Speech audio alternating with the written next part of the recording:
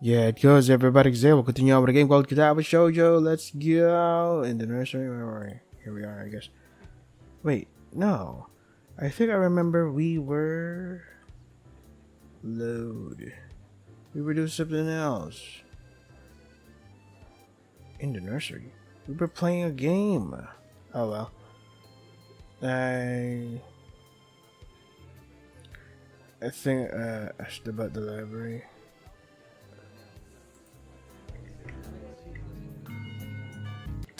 We're gonna be skipping around a bit. Wait, maybe I didn't save. I'm such an asshole. Here we are. Maybe I didn't save. I mean, it already, yeah, it's already proven that there is no save data. So yeah. Hichan wants you to know that you are taking too long to make a move. Hichan always says that she will let you keep Australia if you agree to join the student council. I thought this was a game with no strings attached. Just the fact that she would dangle that over my head as an offer means that she knows I care about the outcome of this game. Anyway, no! Shishan admires your fighting spirit and would be a benevolent dictator who will spare your people if you agree to join the student council. Wahaha! You're so competitive, Shizune. She seems to take this as a compliment. I would expect the student council president to be a little more magnanimous. Magnanimous? She doesn't seem to know what the word means or how it's signed, so she pulls out a piece of paper and writes it for Shizune, who in return signs it back to Misha. Misha presses her index fingers against her temples, as if trying to physically imprint the word into her memory. Suddenly, Shizune bursts into a flurry of gestures. Misha looks daunted by the pace of her heated signing. Wait, please slow down, Shichan. Hichan. Shichan says you're going to lose. Tell her I will crush her world empire with my rebellion. Okay. Those eyes of hers shine with childlike mischief. Childlike mischief. Says you have no choice if you keep playing like this. No, you won't. Let's see. I can save here. Oh man, yeah, create a new save state. Okay, cool. It worked. We now have a save data. It's a trap. It's smarter to play defensively here, or she has a point to attack aggressively. She's either really mocking me or trying to trick me. I have nothing else to lose, though, so I might as well try something different. Maybe if I spread out my forces and try to control more territories, I can recoup the advantage. Shizune seems to focus on conquering whole nations, so maybe I can sacrifice my hold on continents to gain more small countries. It's worth a shot. A few turns later, I end up losing the game anyway. Shizune adjusts her glasses victoriously and allows herself to tentatively pump a fist in the air in celebration. I win, yay! There's no need to translate that, it was pretty clear. Don't look so sad, Hichan. You were really giving it your best, that's what I thought. Sometimes your best just isn't good enough though. If anyone knows that, it's me. You did very well for someone who just learned how to play today. Hichan, you attacked Iceland and North America at the same time. That's a very daring move. Shichan is impressed. The mark of great people is that they are daring, and that they can follow through. You're already halfway there. Isn't that great, Hichan? That isn't enough though. Just potential isn't enough. There's no point to potential if you don't take the first step, and there is no point to that if you don't keep going. I want to see more. You're right, Hichan, but that's so demanding. Shizune leans forward, suddenly looking a lot less playful and more like the serious person I expected her to be from the start. Hichan, would you like to join the student council? She really doesn't waste any time, does she? But it's only my second day of school, so I'm hesitant about committing to something so early. I haven't even taken a look at any other clubs yet. But spending time with Shizune and Misha doesn't seem like something I would hate. Still need more time to think about it before I decide for sure. Maybe I'll get back to you on it. Okay, Hichan, but I hope you're not just saying that so we don't feel bad. No, really. Really?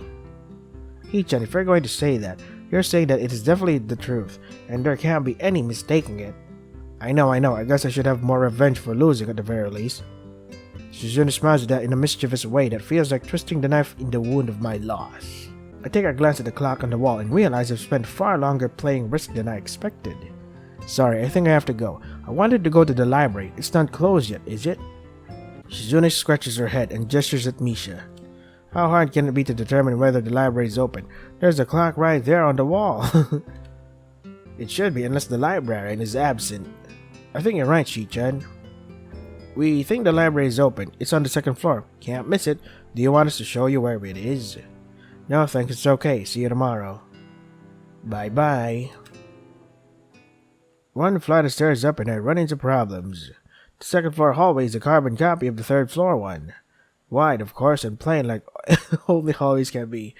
The reason why they look alike is because the the dev wanted to use as minimal resources as possible. They recycled the previous floor. The problem is that the library's whereabouts are not as easily determined as one would think.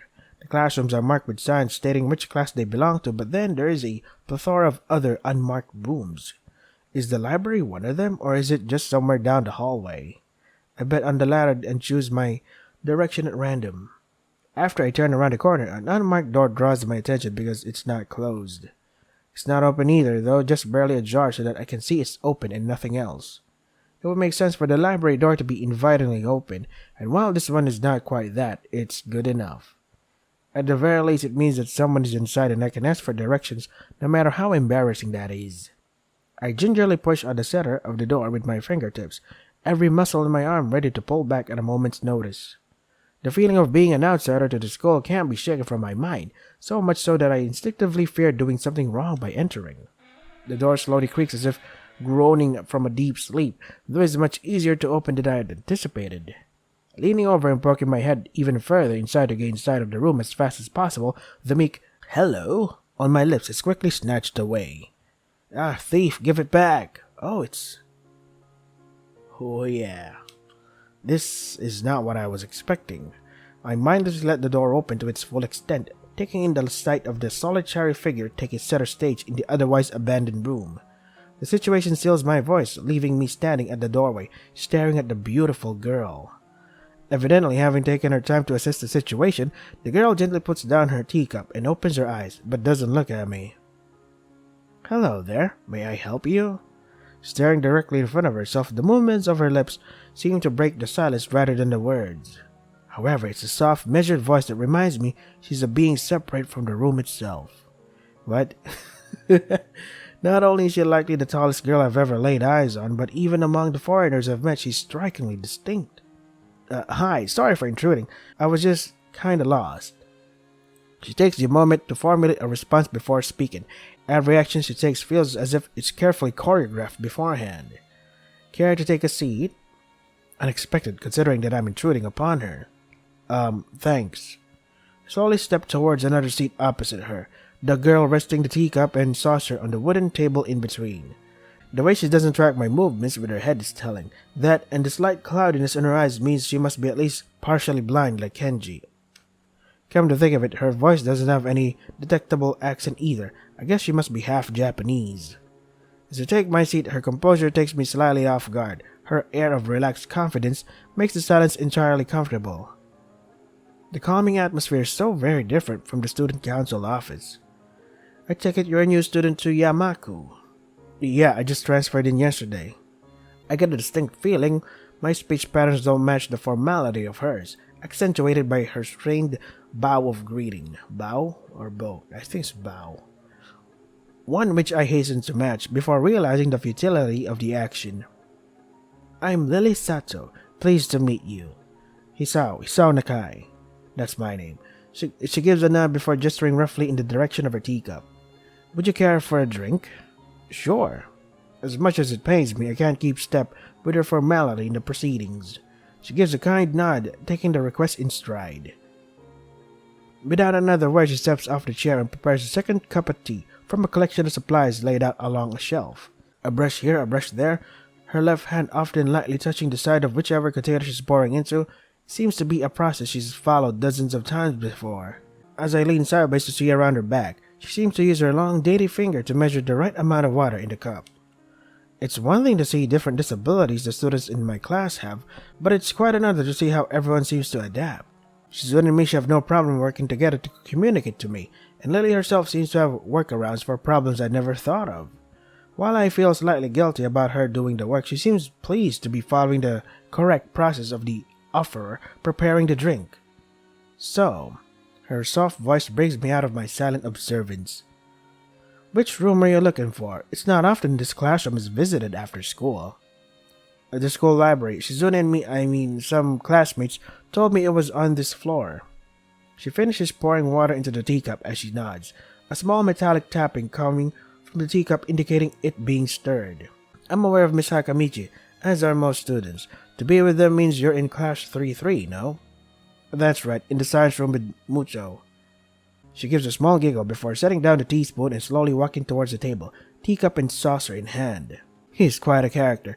I imagine you'll come to like him. Most do. As she sets down the tea, I gently take it and have a sip. I'm really more of a coffee person, but this seems like a rather bad moment to bring it up. Dude, shut up. Don't talk. Nonetheless, it smells quite nice. I hardly think it'd be hard to choke down. Thanks, Sato. It tastes really nice. She smiles and quickly waves her hand in front of her face. Lily, please, there's no need to be too formal. She says this in spite of her exceedingly well-bred speech. Oh well.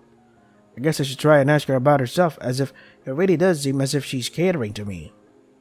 So, which class are you from? I imagine it's one of the third-year classes. Correct, I'm in class 3-2, which is on the third floor, same as yours. It's taught by Miyagi, and it's specifically for both blind and partially blind students. I see. Wait. Oh, no, wait. Sorry. I feel like slapping myself for the fox pass. Is that how you pronounce it? I think fox pat? Whatever. Looking at her face though, she doesn't seem in the least bit put off by it. My, there's no need to change your speech on my account. Sure, sorry, I guess I'm really showing my newness here. An environment like this would be a big change, so I can't fault you for it. While the same can't be said for everyone, many have come to terms with their conditions. A category which would include her, it seems, also ready to jump ship from this particular topic. I segue into another. Do you come here to drink tea often? It's a really nice place. Thinking on it, this might be a version of the place behind my school that I like to have lunch at. I come here fairly often during lunch times. My duties as class representative don't leave enough time for an official club, so a friend and I use this room for having tea. Class representatives, huh? Compared to Shizune, her mannerisms seem to be almost completely opposite. While Shizune is blunt and fiercely driven, Lily seems relaxed and calm, almost aloof. Come to think of it, she might be useful for a less biased view of the school's clubs. What kind of clubs are there to join? The more popular ones are the track and field club, which uses the field near the school during lunchtimes, the baseball club, and the book club in a room near the library. There's also numerous small ones too, though, such as the art and music clubs. At a time when I'm just wanting to get on my feet, rushing into the club right away seems slightly unappealing. I wonder if the school shares the same rule as my old one. Is it compulsory to join a club? It isn't, though it is encouraged. Good, that's a relief. I've really let down my guard around this girl to let such a thing slip out. The fact seems to slightly amuse her. Now wanting my tea to get cold, I finally start drinking it as Lily does the same. As I look over to the window over her shoulder, I notice the light coming into the room has a distinctly orange tint. Even here, time doesn't stand still. Time's gone quickly. Sorry? Right, she's blind, of course she can't see the sun setting. Asshole. It just looks like the sun's starting to set. Seems to come as a surprise for her. I guess she must have lost track of the time. Sorry, sir, I didn't mean to keep you from the library for so long. I quickly moved to allay her concern. Is that how I pronounce it? No, it's okay. The library's still open, isn't it? She pauses and takes a moment to think on it. It's probably something I should have asked Shizune when I had the chance, but Lily seems likely to know in any case. True, it's open until 6:30 during weekdays. A quick glance at my watch confirms I have well enough time to get there. I might get going in that case. It's been nice talking with you, Lily. She smiles and gives a deep nod, her hand still neatly folded on the table in front of her. It was my pleasure. Oh, come to think of it, shall I show you to where the library is? I couldn't possibly ask for more help. I should be able to find it all right. Well, unless my navigational skills fail me. Which they seem to have a habit of doing. It's alright, I was going to be talking to the librarian there in any case. I could introduce you. This gets better and better. It's pretty hard to deny her offer. If you're sure, then that'd be great. Thanks. As she stands up to follow me, she takes a hold of a straight retractable cane that had been slipped in the handle of her bag on the floor. Compared to the cane the boy in my class had, Lily's looked much thinner and longer. His must be for support, whereas Lily's for navigation. Together we leave the peaceful room and enter the empty hallway on the way to the library. Side by side, my pace carefully slowed to match hers. We slowly walk through the hallway. It doesn't take long for us to arrive at the door to the warm-looking room, apparently situated in the center of the floor rather than either wing. Ladies first. She gives an appreciative smile at the gesture, taking the lead as we file in. To the left is the wooden library's counter, with the library proper being on the right. It easily dwarfs my old school's library, with a distinct smell of old books giving the place an almost old-world air. There doesn't seem to be a lot of students here considering the time. It isn't a big surprise. Everyone's probably either in the school grounds or the dorms. "Yuko, are you here?" She says it to thin air since the librarian doesn't seem to be present, and of course Lily can't see this. What's unexpected is that it draws a reaction. Something from under the counter thuds against it, followed by a quiet wail. Ow! The origin, apparently the librarian, quickly crawls out and bounces up to extremely rigid attention. "Hi, Lily, how can I help you?" Her voice is straight in a failing attempt to sound casual, and she's rubbing the back of her head. "Good afternoon. What happened just now? I heard a strange sound." "It's nothing, I just hit my head." See, I dropped an eraser under my desk, and while I was looking for it, a pencil dropped, and when I was looking for both of them, you came and surprised me. "Are you alright? I'm sorry, I couldn't know." It's okay, sorry for making you worry." "This is nothing, I've had worse to happen to me." She's quick to reverse Lily's apologies, almost frantically trying to push aside the possibility that she could be in any way inconvenienced by bashing her head on the counter. "Yeah, worse things have happened, he." The girl fidgets with her fingers as Lily doesn't seem to drop her concerned expression, and then she shuffles some papers around the corner for no reason. A little shorter than Lily, replete with glasses, freckles, and a very troubled look. She seems to fit a library perfectly. "Lily, did you get my message?" "Message, huh? Oh, the two imported books that arrived?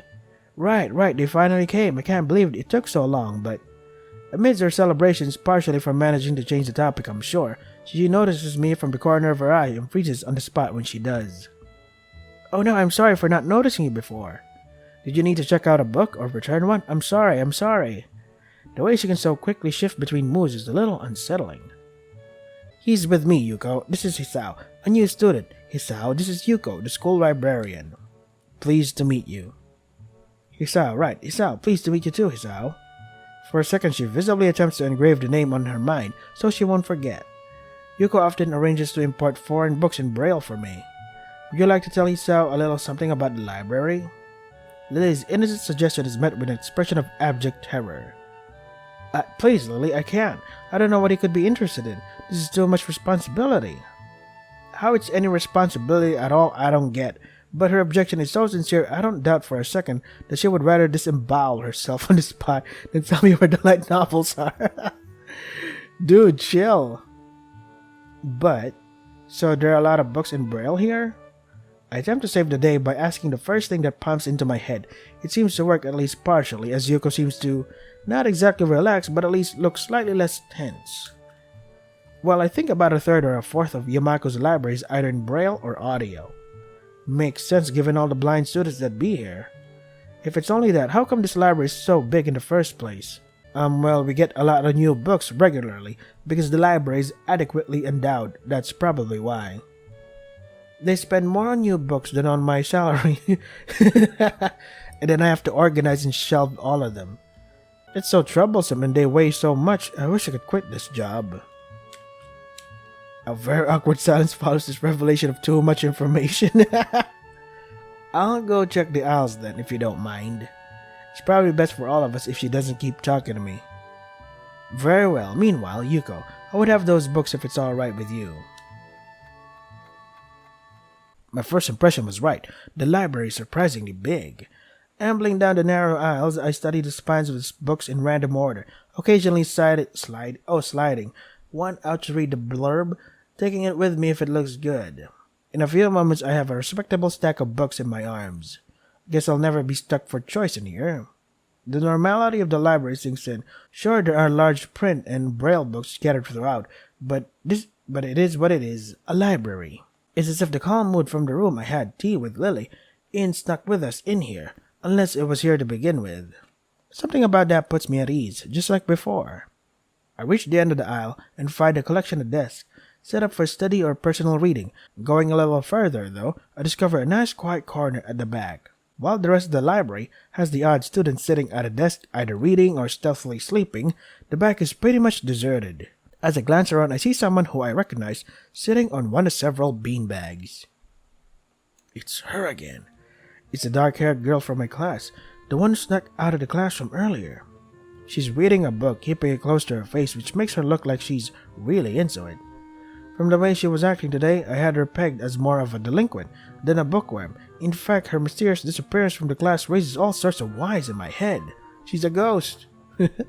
Intrigue floats slowly but surely towards the surface, and before I know it, I'm walking towards the mysterious long-haired girl. I guess there's no harm introducing myself, as I would with anyone else. She's a classmate after all. Walking over to another beanbag, I take a seat and lay my books beside it. The girl starts, looking scaredly up at me from underneath her fringe. This is the first time I've ever seen her this close. Underneath her long dense bangs, I can see that part of her face, at least a third if not half, is pretty badly scarred. My eyes are immediately drawn to the scars, subconsciously peeking past her hair until they meet her own eyes. For a second I'm shocked and divert my eyes to the book in her hands, before I realize that looking away probably only makes it worse. It takes too many seconds to collect myself and remember what I walked up to her for. Where's the save option? Oh, there you go. Save. Continue, please. Return. Hi, I'm new here. Hisao Nakai, we're in the same class. I'm new here. Hisao Nakai, we're in the same class. I just transferred here the other day. Maybe you don't remember? I did a self-introduction too. The girl still doesn't say a word, but simply stares at me, wide-eyed. I'm still getting used to the place, so I'm trying to meet as many people as I can. So, what's your name? Hanako. Oh, you mean from the toilet? The toilet man Hanako-san is a bookworm. Her speech is stuttering and so quiet that it's barely audible even in the still library. Somehow I think that my delinquent impression of her was wrong. No shit. Hanako, eh? So what are you reading? She gently tips the book backwards so that I can read the title, at the same time hiding her face behind it. She must have noticed me staring before. Life of Pi? Never heard of it before. What's it about? A boy and a tiger. On a boat. Yeah, I heard of that. I can see this taking some time. Sound interesting. Is it any good? She nods from behind the book, but stays silent. She looks kinda tense, a bit like Yuko earlier, but in a different way, more like petrified with terror, I'd say. So the mystery delinquent girl turned out to be anything but. Oh, she's shaken, and she is quivering in a way that makes it look like she's mortally afraid of me. The only way out of this, as far as I can tell, is to try to get a normal conversation going. Is it a library book? I'm looking for new ones to read, but there's just so many. No, it's mine. Oh, so do you come here often? A huge blood spreads on Hanako's face and her eyes widen far larger than I thought it was possible for eyes to do. Uh-oh, did she interpret my lame attempt at a small talk as a feeble attempt to pick her up? I mean, I didn't mean it like that. I've gotta go do something. Without warning, Hanako takes off and runs towards the counter. Her hair like takeoff catches me so off guard that I don't manage to go after her until she has a good head start. By the time I reach the counter, she's nowhere to be seen. Lily and Yuko are happily chatting away. Knowing that I won't be able to catch Hanako myself, I approach the girls. Hey, did you see or notice a girl run past here? Maybe. What did she look like? Long, dark hair, kinda shy. She had, well, some scars on her face. You wouldn't be talking about Hanako, would you? Yeah, that's her. I saw her reading and tried to talk to her, but I think I scared her off or something. Oh dear, Yuko, would you excuse me? I had better try and find her. Sure, I'll just hold on to these until you come back. What's going on? I'm sorry, but I'll have to explain it to you some other time. Right, I'll see you later then. Lily hastily grabs her gate and hurries out of the library, leaving me alone with Yuko. I don't think I'll ever get the hang of this place. Did I do something wrong? What did you do? Nothing, I just talked to her. Tried to get to know her. Didn't even manage to get started. Yuko sighs and looks awfully bothered, even more so than she did before. I guess you weren't wrong so much as tactless. Tactless? That girl is a bit of a special case. It's like she never really talks to anyone. Isn't that a bit strange? I wonder. It's just how she is, I think. Yuko doesn't sound at all convincing. Then again, maybe it's just the norm around here. Everyone has their own problems, or else they wouldn't be here. Perhaps I was being a little tactless after all. But how should I deal with these people? Forcing myself to act overly casually only makes me feel phony. Like I was supposed to be ignoring the elephant in the room? Yuko fidgets, looking like she wants to say something to that, but resisted. I think it's an elephant only if you feel that way. I guess she doesn't have a good sense of self-restraint. It makes me smile and she blushes heavily. What? Did that sound stupid? No, it sounded really wise. I guess you're right. It's more about me than anyone else. Neither of us have anything to add, so Yuko fills the silence by shuffling some papers around. People have papers on their desk really like doing that. Did you find any books? I should be closing soon. I mean, this library should be closing, but I have to do it. I hope that's not too inconvenient for you. Oh yeah, I want some books, but I left them over there because... I'll just go get them. I fetched my stack of books from beside the beanbags where Hanako and I were sitting and returned to the counter. Wow, you read a lot, don't you? I surprised myself with that too, honestly, at least when I really think about it. I had a lot of free time earlier this year, so I just kinda started reading books to fill that time. I couldn't do much else. I see. But she doesn't say anything else and just checks out my books for me. I guess this is what they call tact. Holding the library books with one arm, I trolled my pocket for the key to the door. A sudden sound from behind startles me, making me nearly drop the books I'm carrying, or the key that I almost managed to get into the lock. Who is it? Turn around to see who is talking to me. It's Kenji. He seems to be in a friendly mood, although the light glinting off his glasses in the dark gives him a sinister look. It's just me. This makes him pause and lick his lips nervously. Who is me? I don't know anyone called me. Are you some new guy again? His voice is suddenly strained and quick. Yeah, but we've met before, yesterday. I don't think so. I would remember someone who I only met yesterday. When was that? What day is it today? I try to ignore him. Is he joking or what? Prove that we've met before. You live across the hall. You're Kenji. Kenji jumps back, his eyes filled with an uncomprehending fear. How do you know my name? Damn, this can only mean one of two things. Either we have met, and you are telling the truth, and I just can't remember it, or you are a spy. He pauses. A psychic spy. His eyes dart around me, trying to peek into my room, although it's hard to believe he can see anything through those thick glasses. His mood swung from friendly to manic in less than a minute. I'm not psychic. How do I know that? I'm not a mind reader. Kenji points a finger in my face damningly. Unlike you. Stop that, man. We met yesterday. What's wrong with you? I live in this room. Lies. If you think you can pass as yourself because I'm legally blind, you're sorely mistaken. You don't even look like him. I mean, the resemblance is real slim. Maybe at a distance, but who do you think you're kidding? I want to grab him by the shoulders and shake him. Exasperated, I rub my eyes and let out a heavy sigh. Stay there. Kenji comes closer, one careful step at a time. I stay still, lest he assault me physically, although I doubt he could do much damage even if he did. Oh wait, I see now. Damn, it really is you. Sighing again, and then once again for good measure, I step backwards just in case. What's up, man? You don't look too good, I think. Something wrong? I don't know, just had something stupid happen to me. A few stupid things, actually, even if you discount this one. I can't get a proper touch on other people here, and I have no idea if it's because of me or because of them. I don't know why I'm telling this to Kenji. It's not like we have had any contact either. That's rough, dude. Yeah, I'm sorry about calling you a psychic spy and all, but you can never be too careful. It's a hard reality we live in. I'm slowly starting to think that Kenji isn't necessarily living in the same reality as the rest of us. You see, this is how it is, this world. There's no justice, you see. Even when I lose, I win, because I don't lose the lesson. What does that even mean? It doesn't matter. He dismisses it flatly with a wave of his hand. So what happened? Why the long face? Do you have a long face? It's nothing. Yeah, I just scared some girl off accidentally. Literally too. She actually ran away from me. It was my fault, really, I think. I'm not really used to all this yet. A girl? A cute one? Cute? That's a hard question. She had a nice body and real beautiful hair, but the face? I guess it could go either way. Save.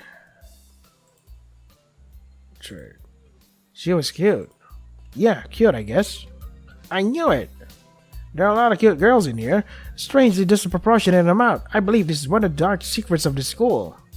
Tried to warn you, man, but did you listen? I don't remember any such warning. Dark secrets? Yeah, dark secrets. Extremely dark, like a black hole. Oh shit. Wait a second. I have to edit here, fellas. God damn it. I was too busy enjoying myself. So this is Katawa Shoujo. If you want to try the game for yourselves, the links in the description. I have to stop it here because I have to prepare for work. That is all for today. Stay safe and take care of yourselves.